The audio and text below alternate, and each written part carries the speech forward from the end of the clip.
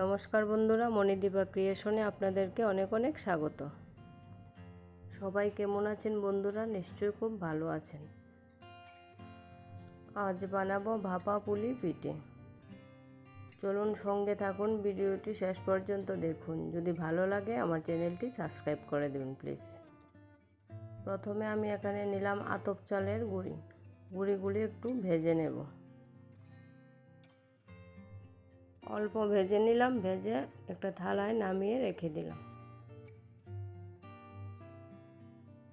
আর এদিকে পুর বানানোর জন্য নিয়ে নিলাম একটা নারকেল কুড়িয়ে, আর নিলাম খেজুরের গুড়। এখন পুর বানিয়ে নেব।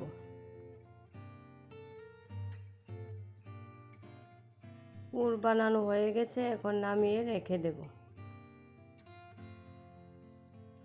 তারপর গরম জল করে নিলাম, এগুলো মেখে নেব। আর দিয়ে দিলাম পরিমাণ মতো নুন তো অবশ্যই দিতে হবে। এখন অল্প অল্প করে জল দিয়ে একটা ডো তৈরি করে নেব।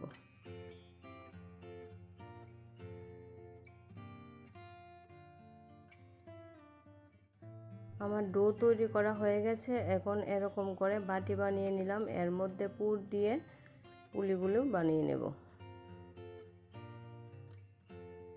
আমার ভিডিওটি যদি ভালো লাগে তাহলে পাশে থাকা বেল বটনে প্রেস করে অল বটনে ক্লিক করে রাখবেন, তাহলে পরবর্তী ভিডিওর নোটিফিকেশন আপনার কাছে চলে যাবে।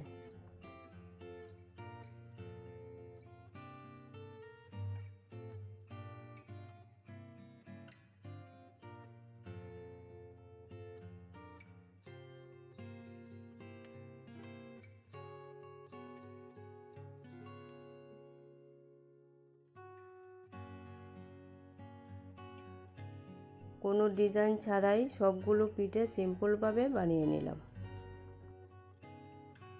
পিঠেগুলো আমি একটা চালুনের মধ্যে নিয়ে নিলাম। এখন পিঠেগুলো সিদ্ধ করে নেব। 10 মিনিট সময় ধরে সিদ্ধ করলে হয়ে যাবে। ফিরে এলাম 10 মিনিট পর।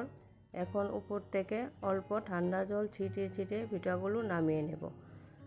জল দিয়ে নামিয়ে নিলে পিঠেগুলো খুব সহজে তোলাও যায়, আর পিঠেগুলোর গাটা অনেকটা মসৃণ হয়। দেখুন বন্ধুরা, আমার পিঠেগুলো কত সুন্দর হয়েছে। একটা পিঠা ভেঙে আপনাদেরকে দেখিয়ে দিলাম।